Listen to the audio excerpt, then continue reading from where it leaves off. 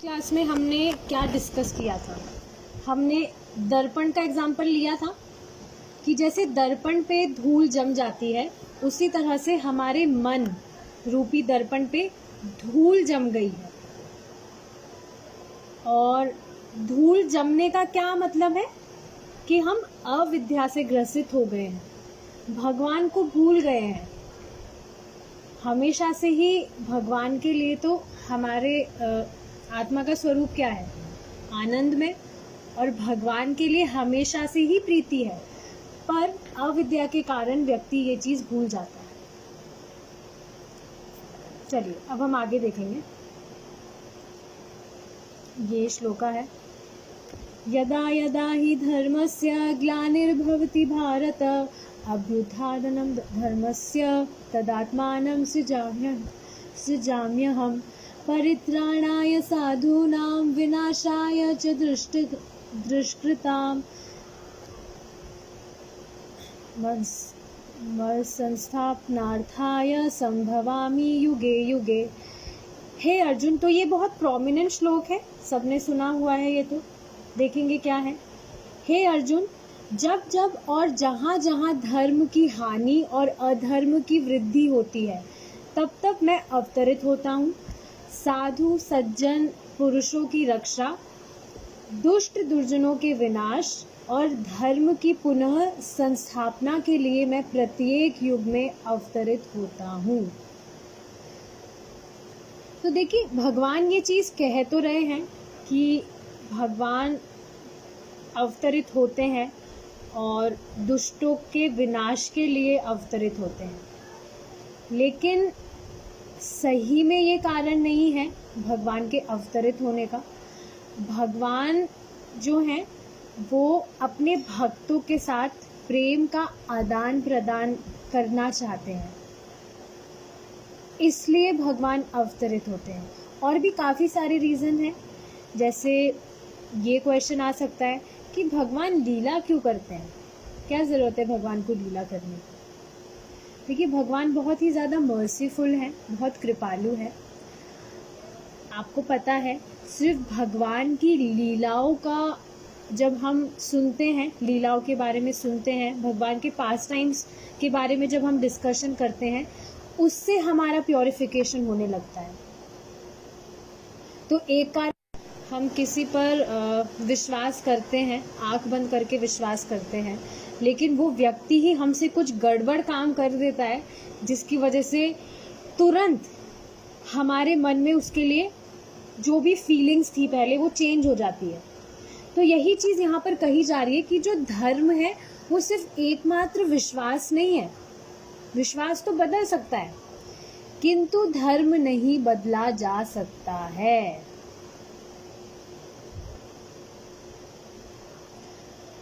जैसे भक्ति कर रहा है व्यक्ति, अगर भक्ति करने में उसे टेस्ट नहीं मिल रहा है, तो इसका मतलब ये नहीं है कि भक्ति का प्रोसेस ही झूठा है। इस चीज से ये चीज समझाई जा रही है कि हम किसी चीज पे विश्वास करते हैं तो वो तो बदला भी जा सकता है सिचुएशंस के अकॉर्डिंग, लेकिन धर्म एक विश्वास मात्र नहीं है। विश्वास को तो बदला जा सकता है, लेकिन धर्म नहीं बदला जा सकता। जल की तरलता को नहीं बदला जा सकता, वह उसका स्वरूपभूत धर्म है। उदाहरण के लिए, यदि जल बर्फ के रूप में ठोस बन जाता है, तो वस्तुतः वह अपने मूल स्वरूप में नहीं रहता। मूल स्वरूप का मतलब क्या है? जल का मूल स्वरूप क्या है? स्वभाव हमेशा बहता है, वो स्थिर नहीं रहता है, हमेशा बहता है, फ्लो ही रहता है वाटर हमेशा। लेकिन देखिए, जब वो उसको फ्रीज कर दिया, उस वाटर को बर्फ के रूप में वो हो जाता है, तो उसका जो मूल स्वरूप है वो तो बहना है, पर वो तो एक जगह स्थिर हो गया, जम गया, तो वो स्वरूप में नहीं रहता उस समय। वह किन्हीं विशेष परिस्थितियों में उस दशा में रहता है। हमारा धर्म अथवा हमारा मूलभूत स्वरूप यह है कि हम परम ब्रह्म के अंश हैं।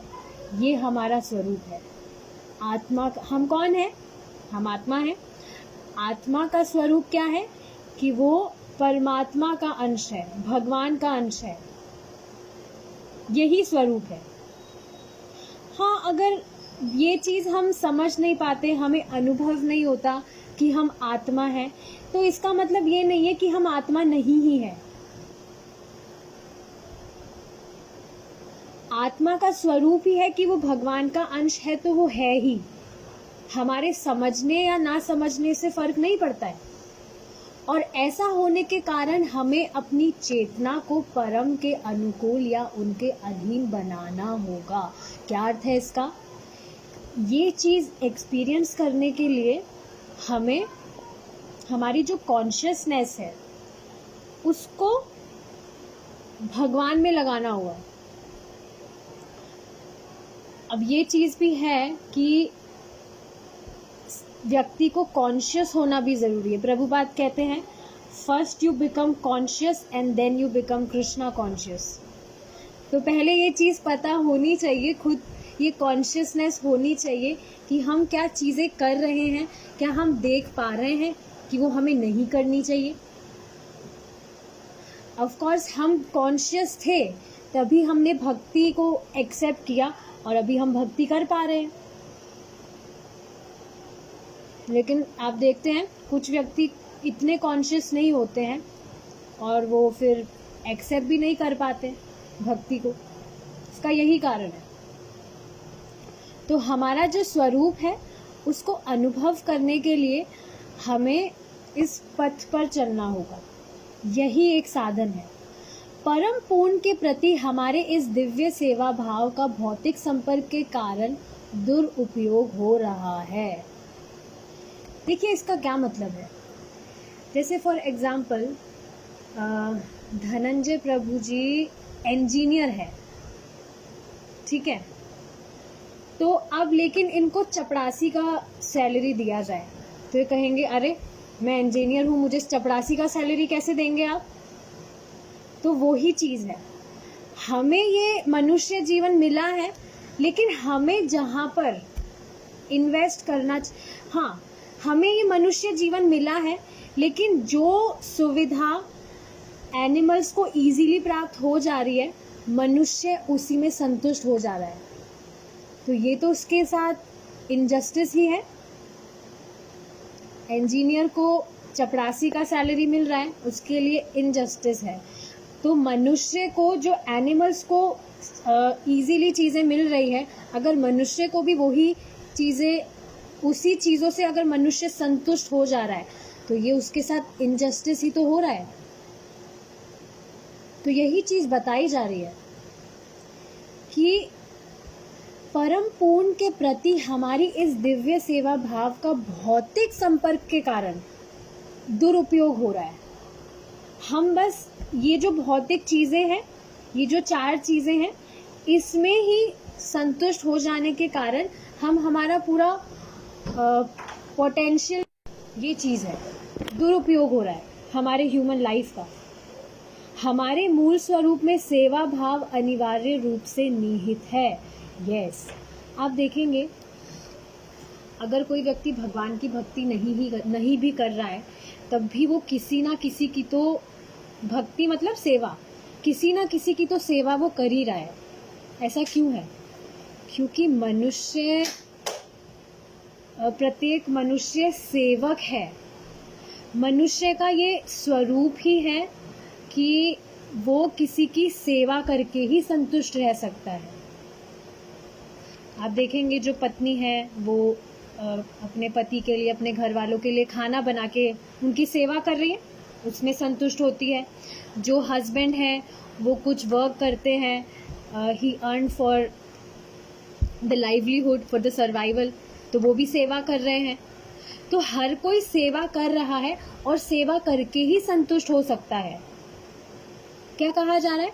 प्रत्येक मनुष्य सेवक है और स्वामी कोई नहीं।